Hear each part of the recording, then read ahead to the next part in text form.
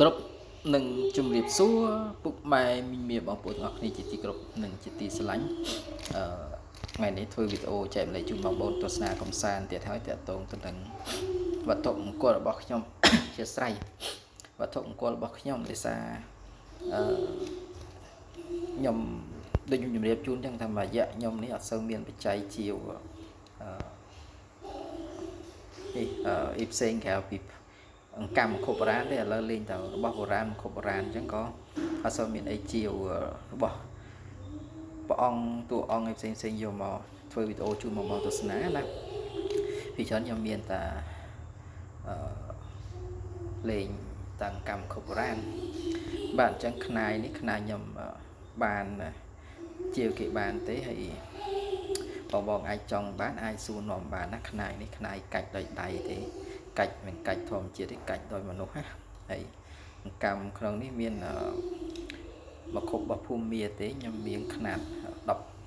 16 17 18 19 20 22 23លីហើយភ្លុក21ក៏20គាត់ណា21ក៏22ទេណាសម្រាប់បងដែលចង់បានបន្ថែមខ្សែដៃអាចសួរនាំបានហើយកម្មតូចៗຂະຫນាត7លីណាពេលនេះខ្ញុំជាគាត់ទុកសម្រាប់ខ្ញុំជួសករណីមានបញ្ហាខ្ញុំមានកម្មផ្លាស់ប្ដូរតែសារឡើយខ្ញុំមានច្រើនខ្ញុំមានដូចជាខ្ទង់40 គ្រាប់ដែរណាដូចនេះបងចង់បានបាត់គ្រប់ខ្សែដៃអាចសួរនាំខ្ញុំបានណាຂະຫນាត7លីណា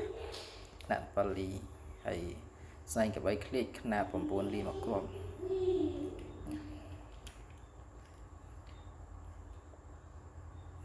ហើយនេះខ្នាយរបស់ខ្ញុំតែខ្ញុំអត់ទាន់បានយកទៅស្រោបដោយសារ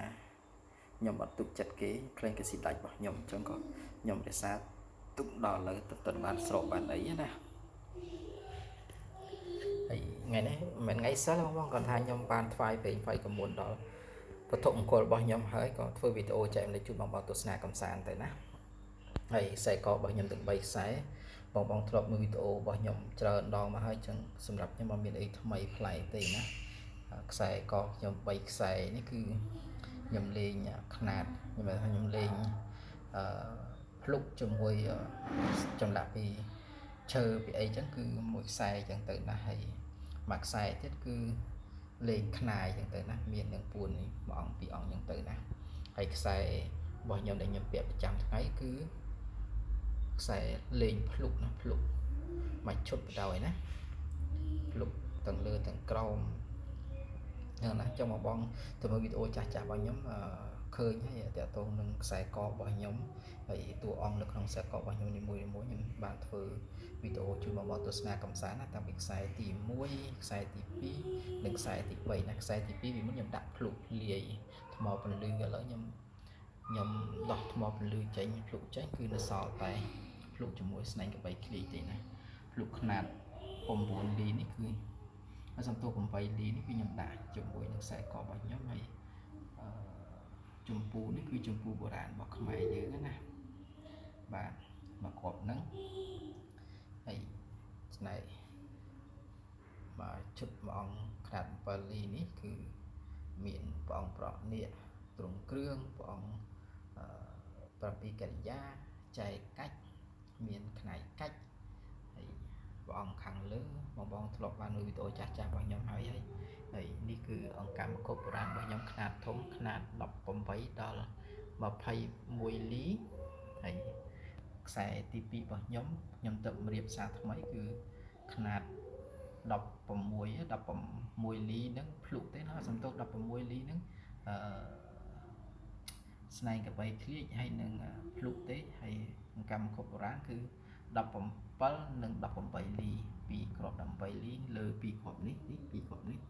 ប៉ុតនេះគឺ17សិនណាហើយលីស្ដៅរបស់ខ្ញុំគ្រាប់ហើយខ្សែករបស់ខ្ញុំគឺមានចម្ពូមានស្ដៅនិងស្ពឺបុរាណរបស់ខ្មែរយើងណាអញ្ចឹងក្នុងមួយខ្សែគឺខ្ញុំដាក់ចម្ពូឬក៏ស្ដៅបុរាណយើងមកគ្រាប់នេះគឺຂະຫນាតជាមួយដាក់មួយខ្សែក7លីហើយនេះដាក់ជាមួយនឹងលាយជាមួយនឹងកម្មមង្ខុបុរាណចំនួន6គ្រាប់ហើយដាក់ពុទ្រាមកគ្រាប់ហើយຂະຫນាត 10 លីលេងភ្លុកជាមួយនឹងខ្នាយគឺ